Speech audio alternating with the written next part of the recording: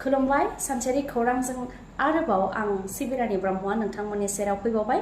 नोंथांमोना दासिमबो बे चेनेलखौ साबस्क्राइब खालामनानै लायाखैबा साबस्क्राइब खालामनानै लानो हागोन। बे चेनेलनि गेजेरजोंनो सानफ्रोमबो फुंनि समाव नोंथांमोनहा सानसेरि खौरांखौ मोननो हागोन। बिदिबा दिनैनि खौरांखौ जागायजेननोसै आरो खौरांखौ जोबजासे खोनासंगोन होननानैबो आसा खालामनाय थाबाय। राजखान्थियाव जों गुबुन गुबुन खोथा बाथ्रा बुङोब्लाबो जों समाजाव आरो हारि हिसाबै खौसेयैनो दङ। बे खोथाखौ फोरमायथिदों प्रमद बर' बिथाङा। हाग्रामा महिलारियाबो बेखौनो फोरमायथिदों दि राजखान्थियाव जों गुबुन गुबुन थायोब्लाबो बिर सिलागांनि सारादुआव राजखान्थि हान्जाफोरनिफ्राय लानानै एबसुनियाबो नुजाथिफैदों, जायखौ गोजोननाय मोन्दों होननानै फोरमायथियो।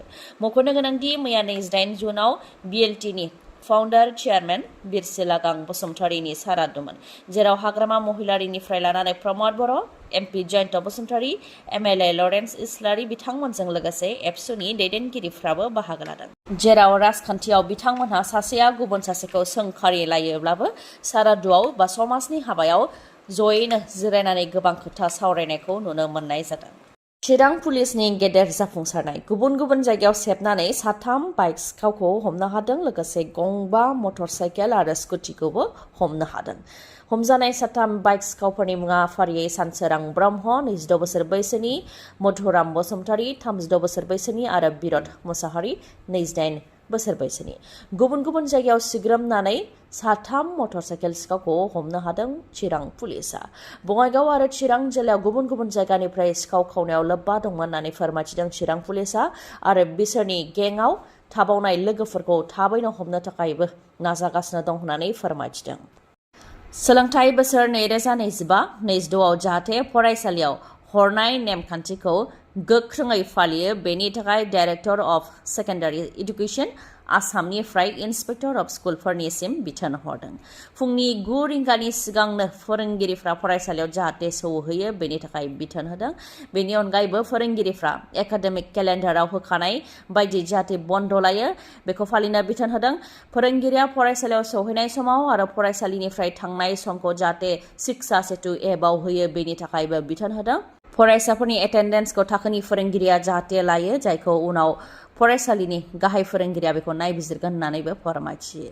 नन टिचिं स्टाफफोरा जाहाथे फरायसालियाव 10 रिंगानि सिगां रिपर्ट खालामो आरो बेलासिनि 4:30 थायो, बेनि थाखायबो गोख्रों बिथोन होयो आरो बे फरायसालिनि नियमखौ जाहाथे गोख्रोङै फालियो, बेनि थाखाय डाइरेक्टर अफ सेकेन्डारि एडुकेसन आसामनिफ्राय इन्सपेक्टर अफ स्कुलफोरनिसिम बिथोनखौ हरदों। गोजाम गारि मटरनो पेट्रल आरो डिजेल हरनायखौ बन्द खालामनो थाखाय गोख्रों थांखि। 10 बोसोर गोजाम डिजेल गारि आरो 15 बोसोर गोजाम पेट्रल गारिनो दानिया पेट्रल आरो डिजेल हरनाय नंला। दिल्ली सरकारा लादों गोख्रों राहा। बार गुबुंनायखौ होबथानो थाखाय बे गोख्रों राहाखौ लादों। दिल्ली सरकारनि बानजायनायाव 1 जुलाइनिफ्राय दिल्लीयाव केम्पेइन खालामनाय जागोन। गुबुन गुबुन पेट्रल पाम्प आरो गुबुन गुबुन जायगायाव केम्पेइन खालामनाय जागोन। नाथाय 15 बोसोर जानाय CNG गारिखौ रेहाय होनाय जागोन, अदेबानि गारिखौ सालायनो हागोन। दिल्लीनि ट्रेन्सपर्ट कमिशनार निहारिका राय बिथाङा फोरमायथिनाय बायदिब्ला गुबुन गुबुन पेट्रल पाम्पफोराव हान्जाखौ दैथायहरनाय जागोन।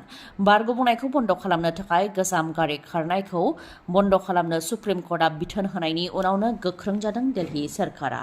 दिल्लीनि गुबुन गुबुन पेट्रल पाम्पफोराव अट'मेटिक नाम्बार प्लेट रिडिं केमेराफोरखौ होनाय जाबाय, जायनि गेजेरजों पेट्रल पाम्पआव फैनाय गारिफोरनि नाम्बार प्लेटखौ अट'मेटिकेलि स्केन खालामनाय जागोन आरो जुदि गारिया गोजामब्ला बेखौ सिनायगोन। बे लेखायै लोगो लोगो गारिखौ ट्रेन्सपर्ट बिफाना गारिखौ सिनायगोन आरो स्क्रेप खालामनो थाखाय लांगोन, जाहाथे पेट्रल हरनाय हरैखौ लानानै पेट्रल पाम्पफोराव जेबो दावराव दावसि जाया। बेनिखायनो माखासे सेन्सिटिभ पेट्रल पाम्पफोराव एक्सट्रा पुलिस फर्स होनाय जाबाय आरो दिल्लीयाव बेखौ गोख्रोङै बाहायनाय जाबाय। दिल्लीनि अनगायैबो दिल्लीनि खाथि खाला थानाय नोगोरफोर जेरै नयडा, गाजियाबाद, गुरुग्राम, फारिदाबाद आरो सनिपात, बेफोर ओनसोलावबो 1 नबेम्बरनिफ्राय खालामनो थांखि फोसावदों सोरखारा।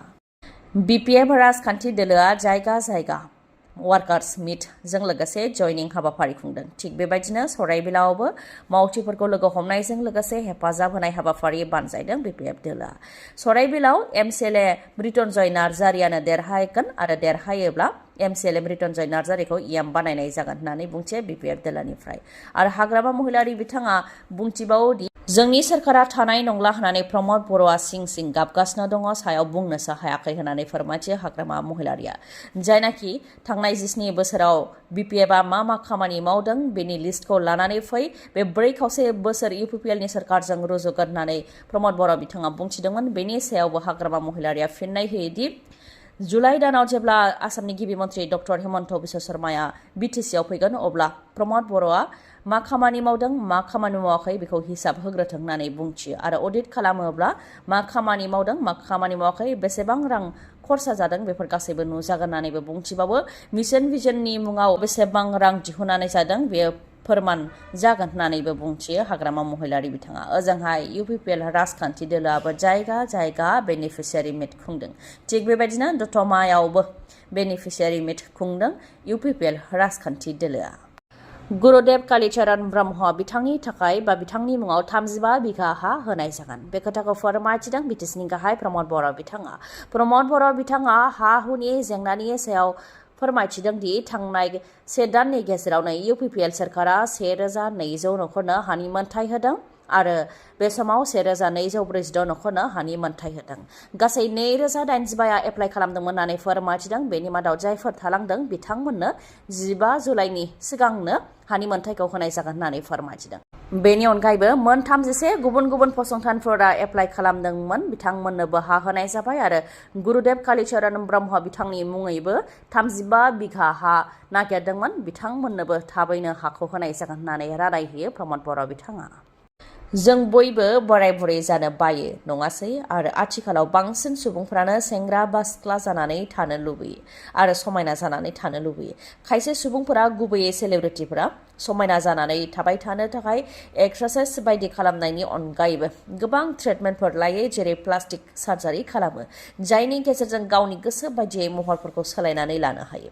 बेबायदिनो गोबां ट्रिटमेन्टफोर दङ जायखौ बुंनानै फोजोबनो हाया दा गुबै खोथाया जाहैबाय एक्टर आरो मडेल शेफाली जरिवाला बिथां जायखौ काटालागा गार्ल होननानैबो सिनायोमोन बिथाङाबो गावखौ अरायनि थाखाय समायना खालामनानै दोननो लुबैयोमोन बा समायना जाजाबाय थानो लुबैयोमन बे लेखायै बिथाङा थांनाय 7-8 बोसोरनिफ्रायनो एन्टि एजिं ट्रिटमेन्टनि बिजि लाबोगासिनो दंमोन होननानै रिपर्टआव मोननाय जादों जायनाखि बिथाङा 42 बोसोर बैसोआव हरखाबै थैदों बेनिखायनो थैनायनि जाहोना एन्टि एजिं ट्रिटमेन्टआबो जानो हागौ होननानै खौराङाव मोननाय जादों नाथाय बेयो दासिमबो रोखा जायाखै पस्टमर्टेमनि उनावसो गासैबो रोखा जागोन हरखाब थैनायखौ लानानै मुम्बाइ पुलिसाबो बिनि सायाव नायबिजिरदों आरो गोबांनाव सोंनाय फिननायबो लादों रिपर्टनि बायदिब्ला 27 जुनाव न'आव पुजा दंमोन जायनि थाखाय शेफाली जरिवालाया जाया लोङालासे थादोंमोन आरो बेलासि समाव एन्टि एजिं ट्रिटमेन्टनि बिजि लादोंमोन बेनि उनाव मोनानि 10-11 रिंगासोआव देहानि थासारिया गाज्रि जादोंमोन आरो थद गैयै जादोंमोन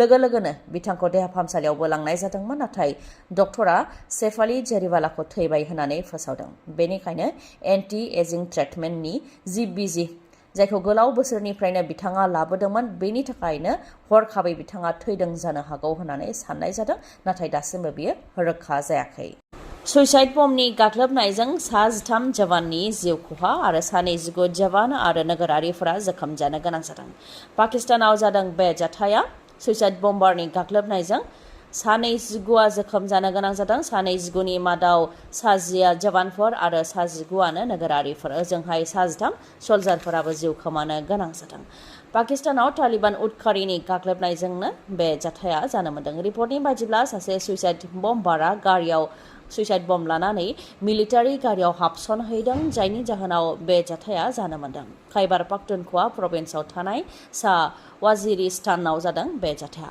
पाकिस्तान आर्मिनि गारिया सुइसाइड बमजों थेर बेथेर जानायजों लोगोसे खाथि खाला थानाय नोगोरारिफोरनि न'बाङाबो थेर बेथेर जादों जायजों जवानफोरा जिउ खोमानांनाय आरो जोखोम जानायनि अनगायैबो खाथि खाला थानाय सरासनस्रा सुबुंफोराबो जोखोम जानो गोनां जादों फोरमायथिनो गोनांदि आफगानिस्तानाव तालिबान उदखारि हानजाया जेब्लानिफ्राय गोहोआव फैदों बा जेब्लानिफ्राय तालिबान उदखारि हानजाया आफगानिस्तानाव सोरखार दादों अब्लानिफ्राय पाकिस्तानाव सल्जारनि सायाव गाग्लोबनाया बांदों रिपर्टनि बायदिब्ला बे बोसोरावनो रैखाथि हानजानि 290 उदखारिनि गाग्लोबनायाव जिउ खोमानो गोनां जादों खौरांखौ जोबजासे खोनासंनायनि थाखाय खुलुमनाय जासिबाय आसा खालामो गाबोननि समाव फिन नोंथांमोनजों आरोबाव लोगो मोनफिनबावगोन